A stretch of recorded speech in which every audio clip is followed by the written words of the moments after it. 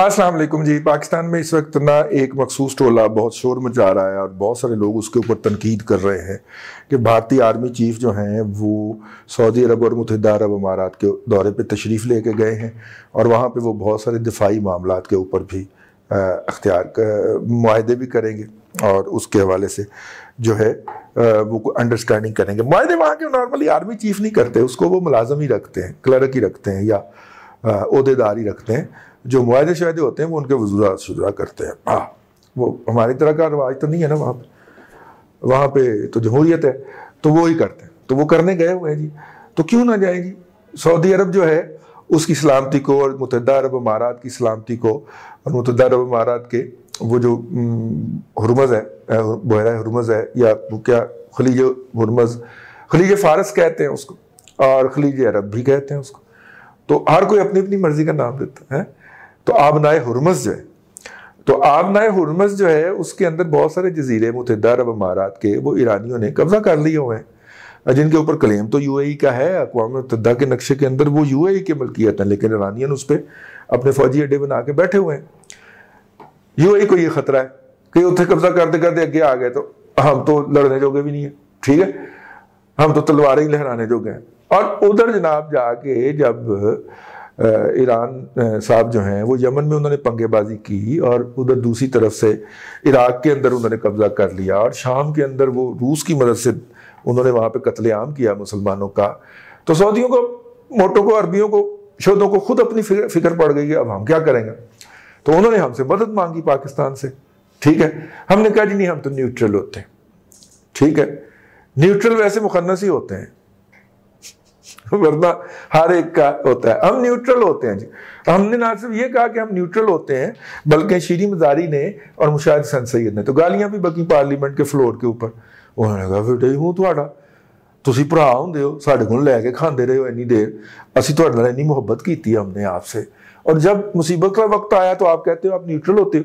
ये ऐसी बात नहीं है कि आपका एक भाई जो है जरा नखट्टू हो, कम कमाता हो और आप कभी कभार उसकी मदद कर देते हो और कभी कभार वो खुद मांग लेता हो, और जब आप पे मुसीबत का वक्त आए तो वो कहे कि नहीं जी मैं तो न्यूट्रल हूं। तो सऊदी जो है वो एक सदमे से तो तैयार हो गए कि इन्होंने साथ नाल कीता की है। 60s के बाद तो हमने उनको अच्छी तरह किया है ना, हाथ साथ लगाया, तो हमने उनको कहा जी हम न्यूट्रल होते हैं। तब उन्होंने कोई ऑप्शन तो देखना है ना, उन्होंने देखा ईरान का दुश्मन कौन है इस इलाके के अंदर, ठीक है। ऑन रिकॉर्ड तो इसराइल ही ईरान का दुश्मन है, उन्होंने जाके इसराइल को जफ्फी डाल ली, ठीक है। तो इंडिया बहादुर ने, लाला जी ने कहा कि अगर मैं भी उधर आ जाऊं तो मेरे साथ भी यही सलूक होगा। उन्होंने कहा तुम्हारे साथ भी यही सलूक हो जाएगा, ठीक है। लिहाजा इंडिया ने जंप मारा और ईरान से बाहर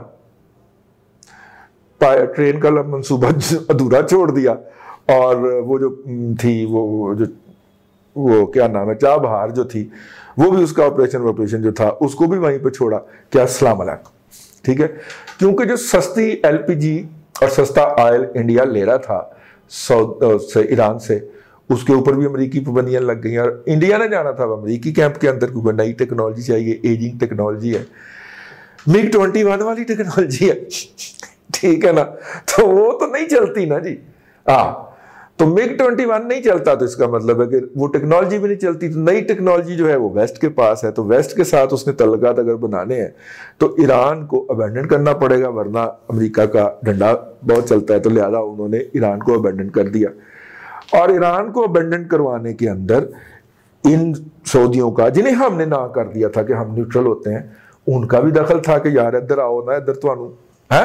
उन्होंने अपनी तरफ ल्योर किया और वो अपनी तरफ ल्योर करके अरब जो हैं उन्हें ले गए हैं। हम इस मामले में न्यूट्रल थे, न्यूट्रल हैं और न्यूट्रल रहेंगे, तो इतनी तकलीफ क्यों हो रही है। मेरा तो ख्याल है कि एक नेचुरल प्रोसेस है कि भाई अगर एक भाई की हम मदद नहीं कर सकते तो फिर हमें ये कहने का कोई एतराज नहीं है कि वो अपनी सिक्योरिटी के लिए कहां से मदद लेता। ये उसका हक है ना, वो अपने सर्वाइवल की जंग लड़ रहे हैं ना, वो अपने एग्जिस्टेंस की जंग लड़ रहे हैं, ठीक है ना। और मैंने अपने पहले भी व्लॉग में कहा था, शायद आपने गौर ना किया हो, कि मुझे तो लगता है कि ये जो ईरान के अंदर हुई है, पहले वो उनके वो पासदारान इनकलाब के जनरल साहब को फड़काया गया है, अब उनके साइंसदान को मारा गया है, ये भी शायद किसी की पेमेंट पे काम हो रहा है। और ट्रंप साहब के जाने से पहले पहले हो सकता है 1-2 और भी टारगेट इस तरह के अचीव हो जाएं। खबर एक छपी है, मेरे पास रिपोर्ट भिजवाई एक दोस्त ने, और उन्होंने कहा कि ये पब्लिश नहीं हुई है। मैंने कहा पब्लिश नहीं हुई तो मैं इसका ज़रा सा हवाला दे दूंगा। वो खबर ये है कि जब ट्रंप साहब इक़्तिदार में आए हैं उस वक्त इसराइल ने घंटों का 5.5 घंटे का फिजिकली उसकी अफवाज ने जाके तेहरान में और ईरान के दूसरे हिस्सों में एकदम उतरे हैं और उन्होंने ऑपरेशन किया है। और ईरान के न्यूक्लियर आर्सेनल के तमाम डॉक्यूमेंटेशन जो थी वो वहां से निकाल के ले गए। रास्ते में कितनी कत्लो गारतगरी की है ये उसमें अलग में दर्ज है, मैं उसको डिटेल में नहीं जाना चाह रहा। और वो जाके उन्होंने स्टडी किया, और स्टडी करने के बाद फिर नेतन्याहू साहब जो है उन्होंने जाके ट्रंप को बताया कि ये देखो इस मुआहदे के नतीजे के अंदर ये कर रहे थे, ये मतलब एनरिचमेंट को वायलेट कर रहे थे लेवल को, और ये और वो। और फिर ट्रंप साहब जो थे उन्होंने ईरान की जिंदगी जीरन की है। ठीक है ना, दूसरे मुल्कों में जितने मर्जी पंगे ले रहे हो, हर 5-6 मुल्कों में उन्होंने पंगा लिया हुआ है, अपने मुल्क की ये हालत है। वहां पे इसराइली आए, रास्ते में जो आता गया उसको उड़ाते गए, मुतलका जगहों पे लैंड हुए, ऑपरेशन किए, डॉक्यूमेंट्स उठाए वहां से, उनके सीक्रेट डॉक्यूमेंट। ये न्यूक्लियर के डॉक्यूमेंट्स कितने सेंसिटिव और कितने सिक्योर जगहों पे रखे गए होंगे तो आपको पता होगा, लेकिन वो उठा के ले गए और ले जाके उन्होंने बाकायदा उनको पढ़ा और उसको स्टडी किया, डिकोड किया, और उसके बाद फिर उसके ऊपर एक कॉम्प्रिहेंसिव रिपोर्ट शाया की। नेतन्याहू ने उस पर एक प्रेस कॉन्फ्रेंस भी की थी जिसमें वो जो साइंसदान सब अब मारे गए हैं उनको दिखा के कहा था कि ये बंदा है मेन जिसको हमने नहीं छोड़ना। तो ट्रंप के जाने से पहले पहले उन्होंने भुगता दिया ना। तो अब मसला ये है कि अगर ये सारी चीज़ें मिक्स हैं और एक भाई अपनी सर्वाइवल के लिए, अपनी सिक्योरिटी के लिए कर रहा है जिसे हम इनकार कर चुके हैं, तो हमें तो कोई इतराज़ नहीं होना चाहिए। वो सऊदी अरब जाए, इंडिया के चीफ ऑफ आर्मी स्टाफ हैं, वो UAE जाएं, वो कतर जाएं, वो यमन जाएं, वो जहाँ पे मर्जी जाएं। हम कौन होते हैं इतराज़ करने वाले? हमने तो पहले ही अपना किरदार महदूद कर लिया था।